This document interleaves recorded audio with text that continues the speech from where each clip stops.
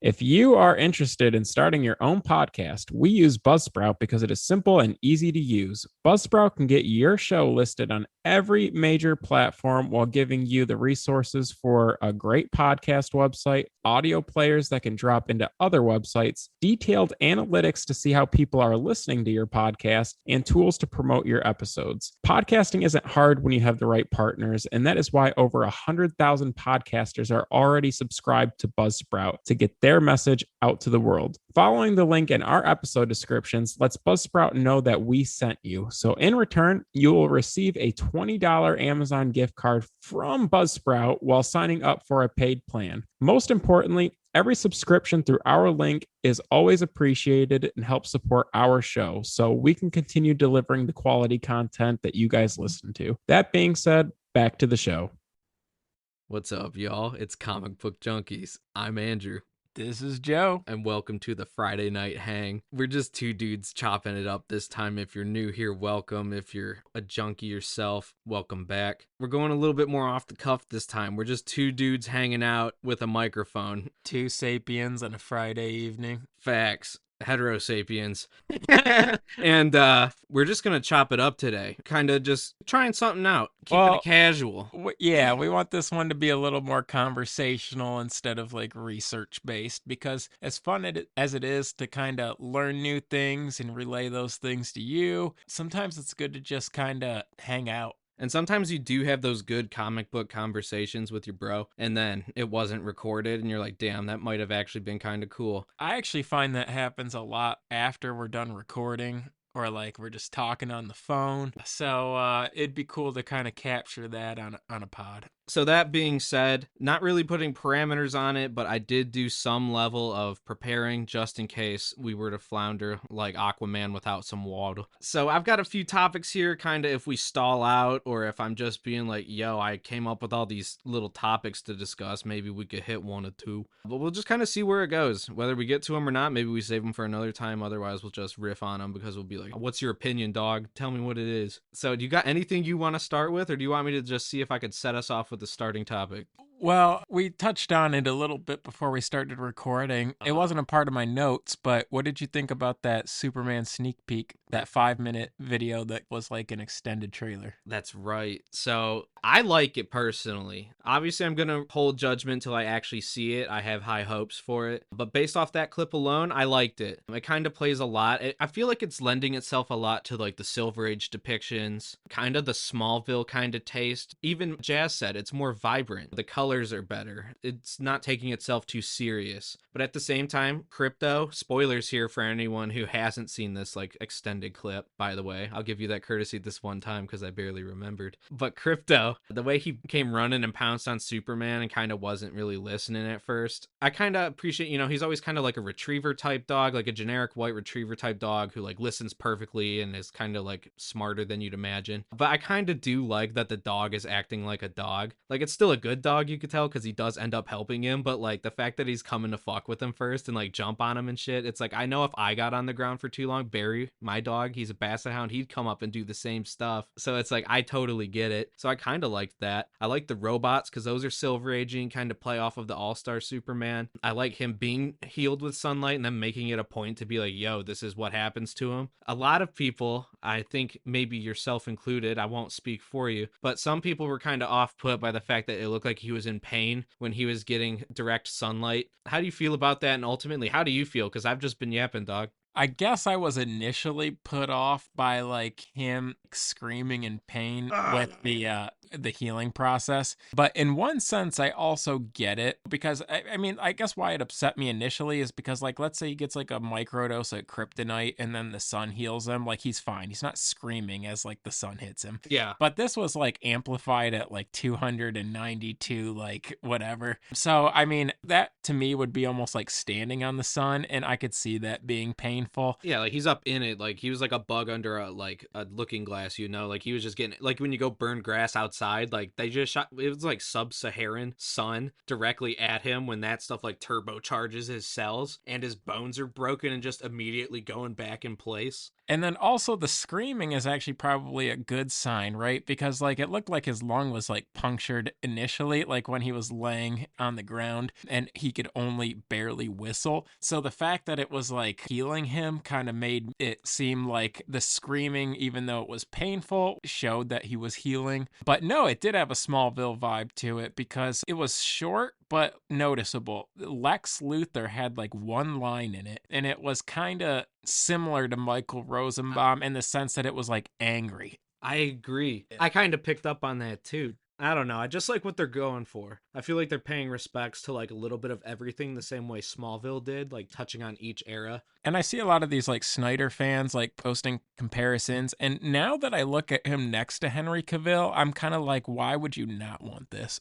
I don't know. He looks the part too, you know, like I feel like everything's starting to look the part, stay in place. Like I like how Lex looks. Honestly, I'm optimistic because I would say my personal favorite is Michael Rosenbaum, but I feel like he's kind of emulating that vibe, but trying to do his own thing, you know? Like, I feel like they're giving reverence to that. Because aren't they using Luthor Corp, too? It's not Lex Corp or anything. Like, so I feel like they're kind of playing off a little bit of that. For sure. And I guess the last thing I'll say about it, too, to your point, like the dog acting up makes it feel a little more realistic and a little more homey. And I think that's how Superman's supposed to feel. Because, like, he's a farm guy. It's not supposed to be, like, everything's this perfect thing. Like, he grew up on a farm. And so it just feels a little more wholesome, even though it's a little less neat. Yes, I agree. But I like that. So far, so good. I'm very satisfied for what we've seen so far. And I'm excited to see kind of what Lois Lane looks like in their relationship in the movie. Not to pivot too much, but as someone who has seen all of Smallville, just gotta let you know, I keep up with Joe because my wife and I watch an episode like every day. Yesterday we watched 2. Like she's invested. She likes Superman now, so it's pretty sick. But like these are her characters. Like when she thinks of the best one, she thinks Smallville. And I'm up there with a lot of the renditions, to be honest. I love Smallville too. I'm almost done for my first full watch through. I'm halfway through season 8 right now, and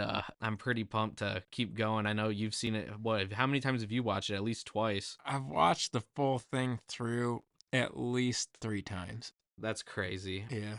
But that's cool because we're really enjoying it right now. And some people say they don't like the later seasons, I hear, but like we like it. Stuff's crazy. I like that Jazz is genuinely interested and don't know what's going on, but being as like a Superman guy. I guess this wasn't prepared, but this episode's not supposed to be. Who are your 3 favorite characters from Smallville? Well, I mean, it's a no-brainer to put Clark in there. That's so tough because there's really like 4 that are probably 5. Just give me your 4. You said 4 first. I'll give you top 5. How about that? So I would say it's Clark, in no particular order either, because if I have to start and actually think about it, it will take too long, dog. So I would say Clark, Pa Kent, obviously Michael Rosenbaum, Lex Luthor, Lionel Luthor, and Green Arrow. In no particular order, but you kind of had a look on your face when I said Lionel Luthor, but he used to come in and say like the coldest shit to Lex, and it hit every time. Me and Jazz would look at each other, we're like, did he really just say that to his like child? And then he like goes on to act like a savior and protect Clark and lie to his own son. And like after he lobotomized him, and then he just says like the most rude cutting shit he could possibly. And you know what? He was helpful in the end. He was such a well-played character. We F with him heavy. Jazz was almost as sad about Lionel as she was for Pa. But Pa, she got sad about Pa. She loved Pa Kent. But, which I agree, he was sick too. That's the kind of Pa Kent I think about when I think of the ideal Pa Kent. I'm interested about the new Pa Kent. He looks a bit more squat and like country. Looks like he eats gas station nachos. He doesn't look like the guy whose wife's making meatloaf. Sure, I was actually pretty frustrated by that casting when I first saw it, but in the trailer, he does look like your normal country guy. Yeah, that's kind of what I mean. He's going to Mug and Bops and getting, like, like literally making like a walking taco at the fucking nacho stand there. Fucking chips and cheese dog. That guy don't give a fuck. He's eating hot dogs every night. That's what I mean. Like it feels a little more literal. Like lived in. Yeah. Yeah, it feels like something you might know somebody like that. Yeah. Like it wouldn't be a stretch to be like that's a real guy. So I kind of appreciate that because no matter what. To your point, yeah, Pa Kent was. I mean, I'm gonna go out on a limb here and say it would probably be better than the Pa Kent in this new Superman movie. Yeah, Pa Kent's sick. Rosenbaum is untouched for me, and then I like Tom Welling as Clark. He had it all for that. It was cool. But yeah, I mean, really good characters. And Green Arrow, he destroys like the Arrowverse, dog. That's just Green Batman. He was witty. He was fun. He was cool. Light, cool. And I think that like when they start phasing Lex out, he makes the perfect transition in as a character. Billionaire friend to billionaire enemy to billionaire friend. That was, really difficult to replace because I felt like Lex was the best character on that show. Fact. And it's just like, how do you replace that? And they did a pretty good job seamlessly tying in a character that's almost as interesting. I don't know. He just kind of made it effortless too. You could tell he like every actor tries, but he wasn't like a try hard, you know. He was just kind of being like cool ass dude, and like that's what conveyed on the screen, and that's what worked. I do like that he just wore like sunglasses and thought that was like enough of a disguise, because like if he takes them off, it's like, oh yeah, it's literally just him. But ultimately, he was cool. Yeah, not Green Batman. All right. Well, what do you got on your list? Damn, why'd you say it like that? You sounded like upset. What do you got on the list? Well, if you don't want to do it, we don't got to talk no more, Joe. Let's just end it now. Damn. I'm just kidding, dog. First one. So these are all over the place. I'm just going to go with like the first one I wrote down. What's cooler, G.I. Joes or the Transformers? So, cooler G.I. Joes. Facts. I grew up leaning more Transformers than G.I. Joe, so they have a special place in my heart. But as an adult, like outside looking in, G.I. Joe's is cooler. I agree with you. I had definitely more familiarity, I would say, with Transformers as a kid, but at the same time, I would watch some of the G.I. Joe animated series. Well, you got to think, like, when Megan Fox first appeared in that first Transformers movie, that Michael Bay movie, like, everybody our age was like, whoa, you know? And even before that, I feel like growing up, even just like really early on in life, like I saw a lot of like the Transformers animated stuff. I never really saw too much G.I. Joe stuff. Pork chop sandwiches. But now that I'm reading the comics, it's just like, this is sick. Shout out Ted, by the way. Ted, huge G.I. Joe guy. Got the Cobra tattoo. Pretty sick. So I've always been exposed to G.I. Joe because Ted's been heavy into G.I. Joe for a long time. I'm talking, action figures, books, whatever. So I rock with the Joes. But also, like, side note, not a plug, but a plug. The new G.I. Joe series from Image, hard. Really, really good. It's like one of the best things I'm reading. All that stuff, like Duke was really good before that. Cobra Commander was good. And now this new G.I. Joe series is really good too. Yeah, facts. I mean, I didn't really read much of the other stuff, but like Joe did, but I can vouch for the ongoing. Picked up Destro and Scarlet, and those weren't that good. But I mean, It wasn't the worst thing I read. So overall, I'm very satisfied with what they're doing with G.I. Joe, and I kind of wish I knew a little bit more about it. Facts. I guess I don't really know that much, like, deeply. Like, I've got a few books. Collecting is cool. I mean, it's mostly just issue 1 and Storm Shadow, which is interesting. You think, like, Duke would be a bigger book. I mean, granted, he's not, like, in the first, like, I forget what issue he comes in, and he's not in, like, the earliest issues. And that book's, like, I got it for, like, $8. It's like, why? Right? G.I. Joe's cool. It's like a whole line. I don't know. Whatever. Should I just pivot and do another one? Because I feel like I'm stalling out on G.I. Joe. I can't go forever. No, I'm just, showing how the sausage is made, dog. I have no idea. I'm tapped. That's as good as I got on that. So here's one actually going back to Superman, but also tying into Batman. This is more of a different question of who's cooler and who had the better storyline, Doomsday or Bane? Because they both came in to destroy and have the heroes replaced. So one did it for Batman by breaking his back, and the other one literally killed Superman, and he came back in a black suit with like a mullet. So, like, who's cooler, Doomsday or Bane? Bane's cooler, but the death of Superman was the better story. I think I probably agree with you on that. Definitely on the story. I mean, See, that's where I can't say definitively because I never really read the whole Night Quest. series. It's long. So- Jean-Paul Valley. JPV. As a comic nerd, we've been reading less for the pod anyway, and that's just one thing I've never got a chance to read. However, I did read The Death of Superman, and that was like way better than I thought it would be. In fact, it was one of like the best comic books that we probably read after the fact, so to speak. That was like episode 3, by the way. That was a fun one. We were just starting out. I remember that one being hilarious though, because like Doomsday's choking that deer. He gets like all revved up seeing wrestling on a TV. It was like sick. Yeah, I feel like it's kind of slept on as a story. I feel like you just hear there's so many like print runs high on it, and Doomsday's just like kind of bleh. But the story itself is like pretty dang good.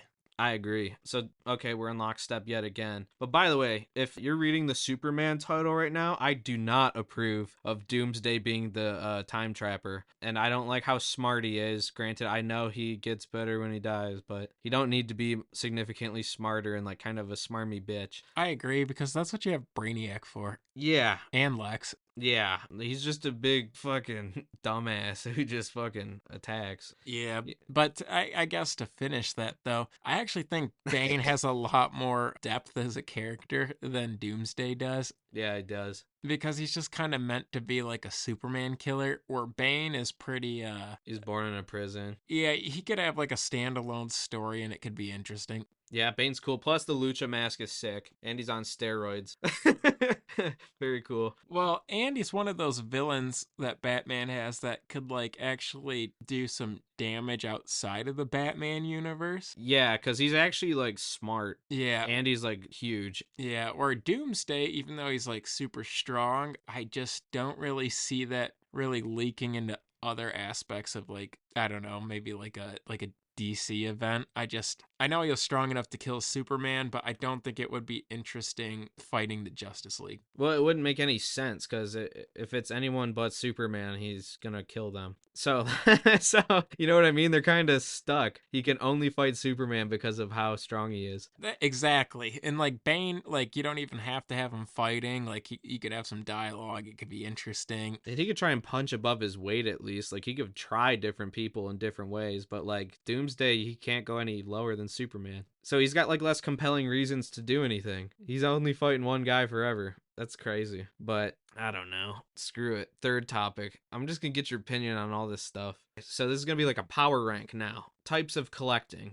Like certain types of books that you would collect. How desirable are they to you? Would you pick them up? Is this something you look for? And of the 3, which one's the best one that you like to buy for your collection? So we're going to go with iconic covers, origins, and second/early appearances of Silver Age characters. We're not talking about like Bronze Age books. We don't care about Bronze Iron Fist or second Iron Fist, stuff like that. We're talking like second Spider-Man, we're talking second Thor, we're talking second Iron Man, stuff like that. Put them in order. Which one, like when you buy books or when you want to buy books, if you can't get a first appearance or something that you're explicitly after, would you rather grab an iconic cover, an origin, or like a second/early appearance of like a Silver Age character? So my preference in collecting is probably going to be in line with what I think the best is. Yeah. So to start, iconic covers. That's my favorite of the 3. Yeah. You like to do that even for non-Silver Age books and stuff like that. You like a nice cover. I do like a nice cover. I don't know, because like art's half of the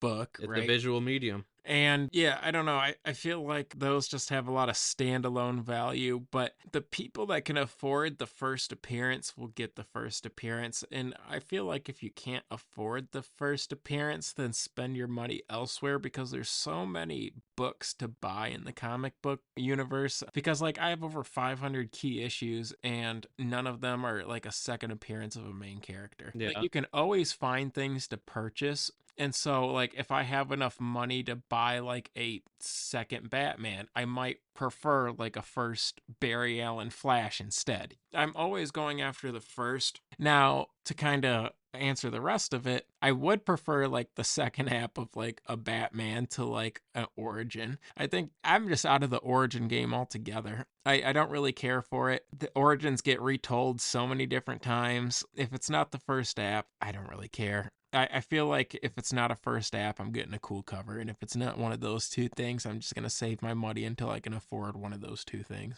Got you. So dismissive, Joe. Well, I got a question for you for my collection then. Would you rather have my second appearance of Thor, or would you rather get a Journey into Mystery 89? I guess it's a little deeper than that because your second Thor is also your first Jane Foster. So that second appearance starts to make a lot more sense when it's bundled with the actual first appearance of somebody else, right? That's how I feel with the covers with Origins. Interesting. And stuff like that. Like it like helps bump it up like a little bit. You said what, 2 books? Your second Thor or what? The Journey into Mystery 89, that classic cover. See, if there was no Jane Foster in it, It was just second Thor. yeah, I would definitely pick the cover. But because it's second Thor and first Jane Foster, I think that would be enough to make me pick that book over your iconic Jack Kirby cover. That might be one of my favorite Kirby covers of all time, and I'm not even a Thor guy. So that one's really difficult for me. I feel like that one's almost a 50-50 split. But the second Thor, first Jane Foster is also a really cool cover. So when you add that into it, I think between the two books, I'm going Journey into Mystery, what is that, 84?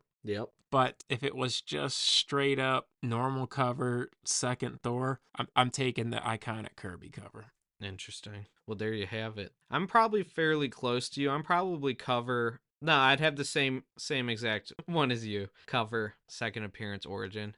Origin, I like when it's like a tie-in to another book, but I don't really want it if it's just that. But I will say Silver Age Origin is different because that's when characters started getting fleshed out differently, like specifically Aquaman. That's even when they introduced Queen Atlanta, and I got one of them because apparently I'm Aquaman now. But I think that's different. Like also the Wonder Woman and issue 98 and also I guess 105. But those, I like those as well as Origin books. But like in general, like I don't care if I get like the first like Silver Age Origin of like Namor or something, you know what I mean? Yeah, but I am big into first Silver Age appearances of characters, like the first Silver Age Wonder Woman or the first Silver Age Two-Face or the first Silver Age Riddler. I agree. I feel like that almost counts as a first appearance because like not nobody, but most people aren't chalking up thousands of dollars to get the first Golden Age appearance of these characters. Like Scarecrow? Yeah, like no way. So like that's gonna be his like best case scenario for that character for your collection. But I do got a question about your collection. It was in my notes. What made you choose Amazing Spider-Man is the run to do like a 1 through 100. I know you got basically 3 through 20 right now, but I feel like even though he's got the coolest rogues gallery and it's like one of the best investments, I feel like Peter Parker himself isn't one of your favorite characters. Is he? Is that, or like what, I guess what inspired you? Like, was it your Uncle Ted being like a big Spider-Man collector? Was it like you really just like Spider-Man? Like, what was it? It is really, yeah, I like Spider-Man. I guess I don't talk about Peter Parker as much, but I've always liked the Spider-Man universe, like that portion of it, especially too playing like Marvel vs. Capcom growing up too, because I was a big video game head, and a lot of my early superhero exposure was video games or animated series. And if you don't know, I was more of a late adopter of the superhero universe, and Superman also had the banger movies when I was a kid. So all of those kind of foundational things being in the games and being in like the Tobey Maguire movies, like at that time in my life, that kind of stuck with me of being like, yo, Spider-Man's pretty sick. I'm reading the comics, it was good. There's a lot of great Spider-Man stories. Most of the best stuff at Marvel happens through Spider-Man, in my opinion. But maybe I just seem that way because I haven't been enjoying the character lately. But I've been pretty stagnant. I haven't read it since probably that Spider-Verse stuff or, shortly thereafter. And that's been a little while now. And for how long we've been collecting, I just don't really feel like it's worth picking up, seeing what they're doing with the title. So, like, I think Mary Jane's supposed to be Venom now. It's like, I don't want to read that personally. And, like, a lot of the comics I've been reading haven't been that up to par, like, anyway. So it's just like, I'm not taking a shot on wasting $5 a month on whatever they're doing right now when it doesn't make no sense. They, like, won't let him grow up. They won't let him progress. He's just kind of stuck in like a whatever. And I don't feel like they're putting the best talent on the title. So it's like there's no incentive to pick up that title and currently enjoy Spider-Man. But no, he's sick. Plus also it's like those books specifically are just some of the coolest books I see. The covers are great, the stories are timeless. A lot of history's packed in those first 20 issues. And I mean, it doesn't hurt that they're valuable. So, if I found them early, I figured this would be good to grab. So if I see it and it made sense, I got it. I mean, it all really happened when I got my Spider-Man 6. I was at our local comic shop. They had a few lower grade books. They had like a Dr. Octopus. They had like a lot of early stuff. And they were lower grade, and they're like, oh, he didn't put a price on them. He might sell them though. And our dog Gary, shouts out Gary if you somehow hear this, he called the owner, told him I wanted one and if he could sell me one. And he picked out the lizard for me as the one that I could have. And he gave me like, I don't know, it's like maybe a couple $100. And I had some gift cards. So it's like it cost me next to nothing. And I just had a Spider-Man 6 just like years and years ago. I've had this thing forever now. And I feel like that's what changed gears. And I was just like, yo, I got an early Spider-Man, time to get some more of these. I guess that makes sense because what's unique about Spider-Man is like, I mean, if you look at issues 1 through 100 of Batman or 1 through 100 of Superman or 1 through 100 of Iron Man, Yeah. there's not like a first appearance in every other issue. Right. Yeah. So I get that. There's just a lot of history in there, and I've got most of them now. I mean, my biggest book is probably my Gobbler. So, I mean, I don't know. It's where I've made my investment, too. Like, it's the best stuff to have, really, other than, early Batman and Superman. Is it weird to say that Spider-Man's like a top 5 character for me, but like Peter Parker himself is like a top 100 character for me? Like, Peter Parker himself is like kind of boring now. Like, I've been rewatching the original animated series a little bit, and I do like that version of Peter Parker where he's a little more mature. I mean, he's still kind of like nerdy, but he's also not like helpless, you know what I mean? Yeah. So I do like that version of Peter, but outside of that, like if you look at like Daredevil or the Hulk, like Bruce Banner, like I feel like those characters are a little more compelling to me. Yeah. But you know what? I'm going to change gears here because you asked me about a run that I have. I actually did have a question about you. Do you have any certain character that you would see yourself getting a run like 1 through 100, in theory? Any character that you could see yourself doing that? Or are there any runs that you want to collect or that you think would be cool? So here's the thing. So I grew up loving Spider-Man and Hulk and a late adopter of the X-Men, but like I don't think that like that Hulk run is that lucrative or even like that fun to collect. Maybe like the first few issues of it, but outside of that, like a lot of that stuff already appeared in like the first 6 issues of Hulk, which I am open to collecting. I was going to say, if you're talking about like a situation like that, yeah. Yeah, and then he was like in Tales to Astonish forever, so like his actual Incredible Hulk run is a little boring to me. And then you're the Spider-Man guy already, so I already given up on that.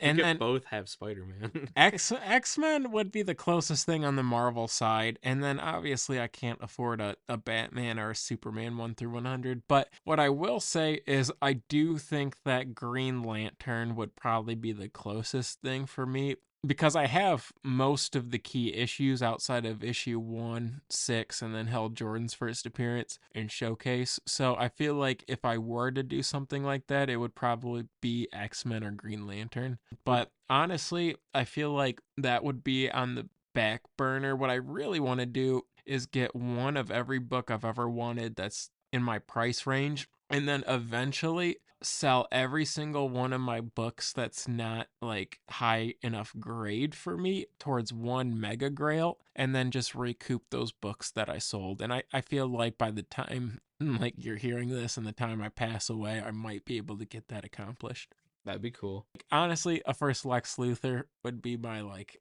I'm good. And then I could just recoup those books that I sold, and then I'd be happy.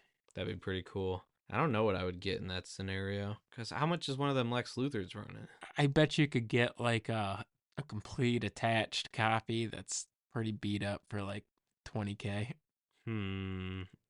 But if I sold like my Supergirl, my Swamp Thing, like the list goes on, I feel like I could pay out of pocket some and then just recoup those books. And then that'd be cool. Yeah, so that's more of on my mind than like completing a run, but I do think that completing like an X-Men run or Green Lantern run would be the first thing I would think of. What about Daredevil? Dog, I didn't even think of that. Yeah, Daredevil would be it. Daredevil over X-Men and Green Lantern. That would be cool. Because I have issues 3, 6, and 7 at the moment, which I would argue are like 3 of the top 5 books. Yeah. Yeah, especially issues 3 and 7. So, yeah, I could see that. I would be open to doing a whole Daredevil run. That would be pretty tight. Man, there's a few that I would like to do. I'm obviously trying to do a certain run of Spider-Man. I mean, I'm getting the hard ones out the way first. But, like, I also wouldn't mind doing that with the Flash in the Silver Age, since I already have all the hard ones to get there other than the showcase books. And I've got one of those now. So, I don't know. The Silver Age Flash would be cool. Because I do like, even when it gets later on, I love that Samuroids cover with, like, the purple in the background. I should just buy one. They're never that expensive. Because I like that book. I don't know why. I think I remember seeing it at one of the first stores I used to go to when I first got into books. I think it just stuck with me from there. But yeah, I mean, Fantastic Four, but getting some of those early ones would be tough. I guess it'd just be filling in stuff I've already started. I do want to do Journey into Mystery. I'm working towards that. Getting a Thor is going to be a little tough, and getting a Loki's not cheap either. I mean, that's less of a priority based on recent depictions. But I don't know, but I'm getting some of the other ones, because I want like an Enchantress, I want a Odin, I want Hela, Sif, all those. There's a lot of cool books to get, and for some reason, the Thor books are relatively cheap. They're not that expensive to get, and it's pretty sick. And also, they're just cool-ass covers to me. I love those early Journey into Mystery titled books. I guess my last question for you, because we are running a little over on time, why Thor all of a sudden? Because he's cool. I mean, but like, now he's cool to you. Yeah. I feel like you weren't collecting Thor for like the first 5-10 years of your collecting career. I don't know. Like, what just switched one day? I looked at it, it looked at me. I says, that's pretty cool. You locked eyes. Yeah, I was like, that's cool. Well, I've always liked the Thor books. Like, when I was early collecting too, I remember buying random books. I think I got the first cover appearance of Hela. It was a cool cover, and Thor was it one? I don't know. I think the 140s. Don't quote me. But it was a cool book. And I don't know. I've always liked the design of Thor, like the old depiction of Thor. I don't like the movie Thor like designs and stuff like that. I like when they go just pure Silver Age. And I just really like the covers. I mean, like you said, Journey into Mystery 89, such an iconic cover. Even if you don't like Thor, you like that book. So I always thought that was cool. I don't know. I mean, I also like it's not even like a real comparison, but like I'm into like, not like fantasy, that sounds weird, but like sword and sorcery type stuff, and Thor's like adjacent to that because it's like space Viking, like with a hammer, like type deal almost. And I don't know, I just think that stuff's cool. Real Nordic, something in the Baltics. It's cold up there. I don't know. So I just think that stuff's cool. I know it does seem like it comes out of the blue, but also I feel like that's just how a lot of my collection's gone. I kind of like the winds change, dog, and I turn and I go walk in a different direction. I'm like, you know what? That would be pretty cool. I'm trying to build out like it's like an art exhibit. It's a extension of myself. What I'm buying and putting in there is like, do I think this is cool, and like why? I don't know. It's just the style of it. I rock with it. There's a lot of things I don't keep up with anymore, which is like unfortunate, but like the old stuff just bangs. I don't know. A lot of those Journey into Mystery covers just do it for me. But yeah, you know, I mean, it's the same way like when I got my Lois Lane 1. At that time, it didn't make any sense for me to get that, and I bought it because I was like, that's a good deal. And now I've come to really appreciate having the book. I don't know. Sometimes I just kind of do stuff on a dime, like spur of the moment, just kind of see how it fleshes out the collection, because now I've got a new pillar. I've got tons of Thor books now. And I think it's kind of cool though, because we each got like different stuff. Because like at a certain point, that's almost how Green Lantern was for you. It kind of like happened like gradually, but like then like you turned it on like overnight and you committed. And it's just like I kind of do the same thing. It's like, I don't know, sometimes it just scratches that itch. It's like I wasn't looking at these the same way, and now I see them and I'm like, that's pretty tight. Because I don't know that I would ever full sell you on them, just because you're more of like a Hulk type guy, but just feels like it makes sense. Plus Hammer's sick. That's what I would use on ET if I found him in the woods. Well, sick, bro. That was fun. Was it fun? Because I've got one more for you. We're going OT. Run it. What's your favorite independent company character? I'll give you my two. The Crow and Hellboy. Shane from The Walking Dead. You know what? I actually wish that he would have just killed Rick. He would have raised Carl and just took them into the apocalypse. That would have made such a better story for me. Yeah. Yeah, I think John Bernthal as Shane was like one of the best castings ever. I think he was the best villain of that show. I think he was the most interesting character of that show. I think he was a really good villain, and I wish that show would have went different. I think Rick was a good leader and all, but kind of boring. I mean, the two went at it. Unfortunately, Shane went down. Wow. I didn't know you felt so strongly about Shane. He was about to be the father. Where'd this come from? What? We're talking about it now. You're harboring feelings for Shane? I have no idea. Do you like The Walking Dead like that?